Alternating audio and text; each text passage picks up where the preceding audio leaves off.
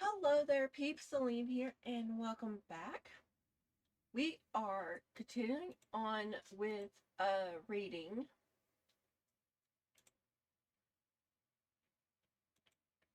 which I'm just going to hit play and just let it read everything on this thing, and when it gets down to here, I'll just hit stop. Just know it will mispronounce Elyasia, but that's due to the fact it's a very hard word to pronounce, and even I mispronounce it because the voice calls it Eliza when it's not that. But there's no more one shots that go along with O1 or OO or Arc OO as of right now. Which, if you also want to know, another title for the main story is just called Elyasia 00 or Elyasia 01, 02. I'm calling them arcs because it's easier for me, and I'm a big Sailor Moon fan. If you don't know. But anyways, that's enough of that. Let's do this. I'm gonna mute my mic so I don't interrupt, and then I will explain things that's happening in this chapter at the end.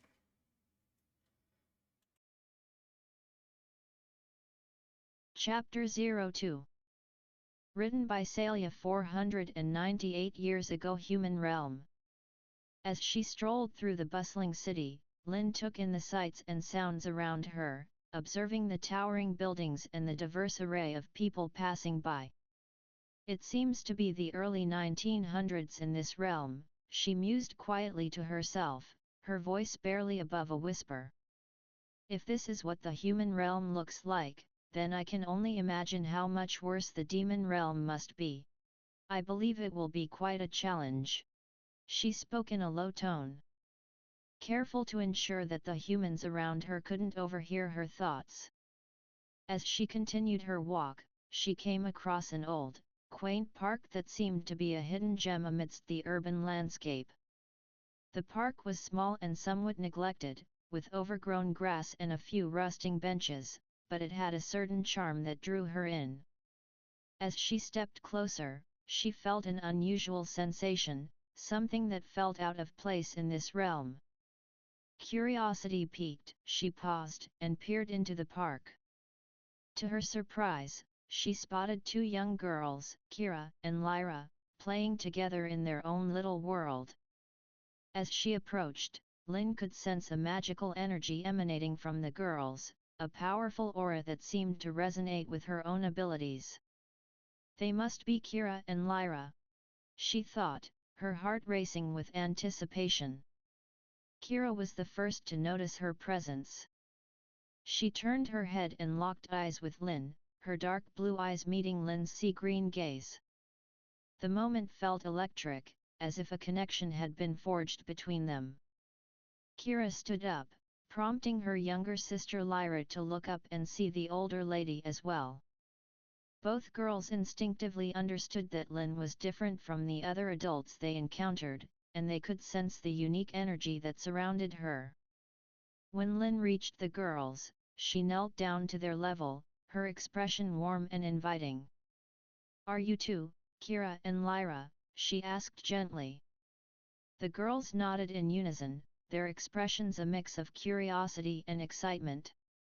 "Good. Now I have a few questions for you girls," she continued, her tone encouraging. Kira smiled softly, her enthusiasm shining through. "And we will try to answer them," she replied, her voice filled with a childlike innocence. Lynn nodded appreciatively. "Good. First, may I ask how old you are?" Kira beamed with pride as she answered, "I'm 12, and Lyra is 11.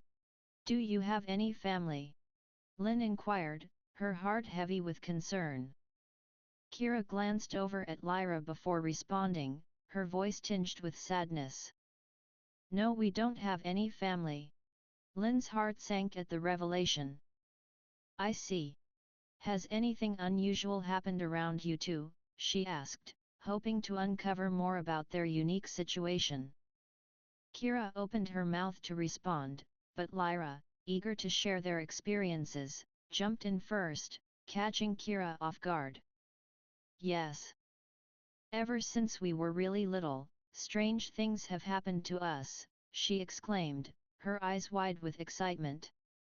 Yeah, like we would hear animals talk or see spirits of the dead, Kira added, her voice growing animated as she began to recount the various odd occurrences they had experienced over the years. She listed off a series of events, each more fantastical than the last, as Lin listened intently, her mind racing with the implications of what she was hearing. As Lin absorbed the girls' stories, she couldn't help but reflect on the information she had read about them. So the book was right. They are indeed the daughters of the last king. But why did their mother leave them? She pondered silently, her thoughts swirling with questions. Oh, and one time, we saw a really pretty silver fox, Lyra chimed in, her eyes sparkling with wonder. Lyra could tell it was a demon, she added, her voice filled with awe. Lin blinked in surprise. You two saw a fox demon? She asked, intrigued by their encounter. The girls nodded enthusiastically. Yet, he didn't attack us, Lyra assured her, a hint of pride in her voice. Lin sighed lightly, contemplating the weight of their experiences. Last question, she said, her tone shifting to a more serious note. How would you two feel about leaving this place? The question caught the girls off guard, and they exchanged glances filled with uncertainty. Kira had often spoken about her dreams of finding a place that felt like home, while Lyra longed for a peaceful existence away from the chaos of their current surroundings. After a moment of silent communication, Kira turned back to Lin, her face lighting up with a hopeful smile. We would love to leave this place for somewhere better, she declared, her voice filled with determination. Lin felt a wave of relief wash over her, and a small smile appeared on her lips. Then let me take you to Elyasia, she said, her voice filled with warmth and promise. It's a place that truly needs you. The prospect of a new beginning filled the air with a sense of excitement, and Lin knew that their journey was just beginning. Okay, I have to add just a little bit of information here. Uh, yes, the two girls are the last king's daughters. And how they survived is due to the fact they have dragon blood. Which, turned. They have a mixture of royal blood mixed with dragon blood. Because their mother, their birth mother, was a half dragon. However, the mother that the two girls knew was an actual slave, or not slave, was a servant to the mother who got the girls out of Elyasia before her death to protect her two daughters.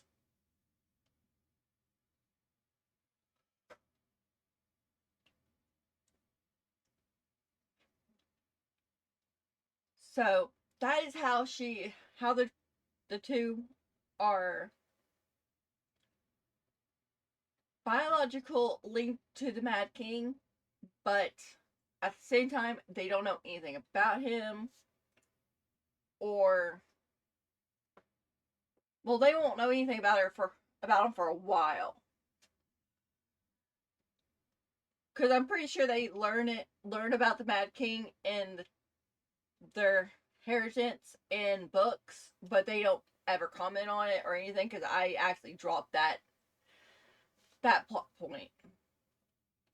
However, if you guys are interested in that little DNA plot point, I could do it in a one shot. But anyways, let's continue. Elyasia, Middle Lands. Lynn stepped through the shimmering portal first, her heart racing with anticipation. The moment she emerged on the other side, the girls followed closely behind her, stepping into the new realm with a mix of excitement and trepidation. As Lynn crossed the threshold, her clothes transformed back into her familiar silver robes, flowing elegantly around her. Her long hair cascaded down her back, returning to its natural state, a stark contrast to the vibrant colors of the world around them. She turned to the girls, eager to see how they had changed. Kira, with her cute goth aesthetic, had seen her black and white dress morph into a stunning black kimono, while Lyra's grey, black, and light grayish-purple dress had transformed into a beautiful white kimono that seemed to glow in the sunlight. Lynn was momentarily puzzled by the transformations but quickly dismissed her confusion, attributing it to the girl's inherent magic. After all, magic was a common thread in Elyasia, and it often had a mind of its own. With a determined focus, she summoned a detailed map of the land, which materialized in front of her, unfurling on the soft grass just outside her tower. Kneeling down, she gestured for the girls to join her. "This is Elyasia's lands," she explained, her finger tracing the intricate lines and markings on the map. "We are here," she pointed to the area where her tower stood proudly. "And this is the northern lands," she continued, indicating the vast expanse above. "And this is the southern lands," she added, gesturing to the area below. Lynn paused, contemplating the implications of their newfound roles. "Well, one of you will rule over the north, near the borders of the spirit realm and the human realm," she explained, her tone serious. "The other will govern the south, close to the borders of the demon realm and the shadow realm." Kira's eyes sparkled with mischief as she giggled, "I want the southern lands." Her enthusiasm was infectious, and Lynn couldn't help but smile at her eagerness. "And I'll take the northern lands," Lyra added, her voice steady and resolute. Lynn nodded in approval, feeling a sense of pride swell within her. "Very well, but first, I need to teach you about Elyasia before this war escalates beyond our control," she said with a sigh, the weight of responsibility settling on her shoulders. Just then, a massive black dragon collided with the barrier surrounding Lynn's tower, the impact reverberating through the air. Lynn flinched, her heart racing as she instinctively jumped to her feet. "Girls, go into the tower and hide," she ordered, her voice firm and commanding. Lyra and Kira exchanged worried glances but quickly complied, standing up and rushing into the tall tower. They closed the heavy wooden door behind them, a sense of unease settling in the pit of their stomachs. They felt something was off, but neither of them dared to voice their concerns. Meanwhile, Lynn strode purposefully toward the edge of her forest, where her protective barrier met the ground. She stepped through the shimmering veil and surveyed the scene before her. Her breath caught in her throat as she spotted the enormous black dragon lying on the ground, its scales glistening ominously in the light. She rushed over, her heart pounding in her chest. "You," she gasped softly, recognizing the dragon immediately. The injured creature flinched at the sound of her voice, and in an instant, it shifted into a young man with mid-length grey and silver hair, his golden eyes filled with pain. He wore a blue kimono that was now torn in the chest area, a testament to the battle he had endured. He sat up slowly, his gaze locking onto hers. "Lynn," he murmured, relief washing over his features. Kneeling beside him, Lynn sighed deeply, her heart aching for her friend. Did Q do this again? She asked, concern lacing her voice. Yu nodded, his expression a mix of frustration and resignation. Without hesitation, she reached out and gently healed his wounds, channeling her magic to alleviate his pain. Q needs to stop. He's not on the other side. He's a southern dragon just like you, she said, her voice firm yet compassionate. Maybe I am, but you makes it so easy, a voice interjected, dripping with sarcasm. Lin and Yu both turned their heads sharply, glaring at the newcomer. Q, you need to stop, Lin said, her tone sharp as she addressed the dark-haired dragon. She had been friends with the twin dragons for years, and over time, she had grown increasingly dismayed by Q's treatment of his younger twin, Yu.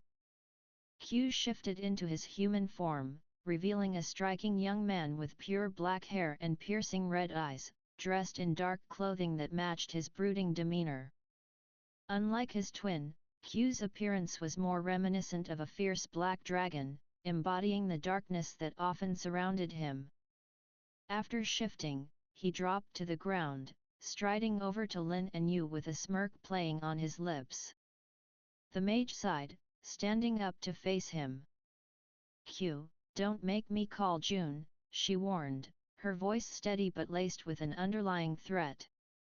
The dark-haired male flinched at the mention of June's name, his expression shifting to one of unease. Don't you dare, he growled, his bravado faltering. Then leave you alone and stop fighting, she insisted, her frustration bubbling to the surface. She hated resorting to calling upon her follower mage, but she knew it was the only way to get Q to relent. From what Lin understood, Q held a certain fear of the southern mage, which made him think twice before crossing any lines. Q glared at her, his defiance evident, but he eventually turned away, conceding for the moment. Fine, whatever. Just keep that mage away from me, he said, shifting back into his dragon form and taking off into the sky, his massive wings casting a shadow over the land as he flew away. Lin turned her attention back to Yu, who was now standing up, brushing off the dirt from his kimono. Well, will you be all right? She asked, her concern evident in her voice. Yu nodded, a small smile breaking through his earlier pain. Yes. Thanks, Lin, he replied, gratitude shining in his golden eyes. She smiled slightly, feeling a warmth spread through her chest as she walked over to him. Anytime, she said softly before leaning in to kiss his cheek, a gesture of affection that made him blush lightly. Now I need to get back to teaching our new rulers about our lands before they can stop this stupid war, she added, her tone shifting back to seriousness. He nodded, his expression turning thoughtful. All right. I'll stop by another time to help out, he said, his voice filled with determination as he began to walk away. As she watched him go, a small smile lingered on her lips, a sense of hope blossoming within her. With renewed purpose, she turned and made her way back through the barrier, returning to the tower where the girls awaited her. The weight of the world rested on her shoulders, but she was determined to guide them through the challenges ahead, ensuring that Elyasia would remain a land of magic and wonder, free from the shadows of war. Okay. There are a few glitches. Well, more small errors that I personally need to fix. Um, for one, I need to fix this because he's a black dragon. In fact, both brothers are black dragons.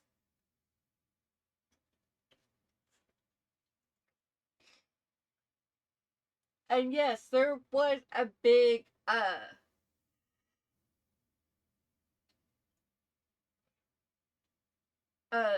situation jump between the ending of one and the start of two.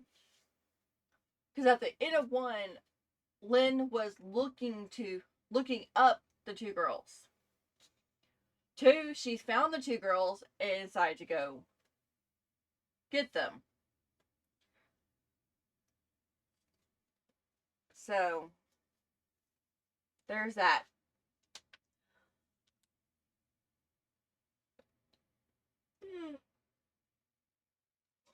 Sorry, I just woke up. But, anyways, peeps, that's it for this chapter. I hope you liked it. We will. I'm go.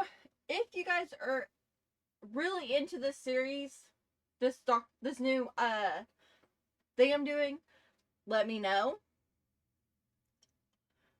Cause I can record one of these videos before recording a let's play for my other channel.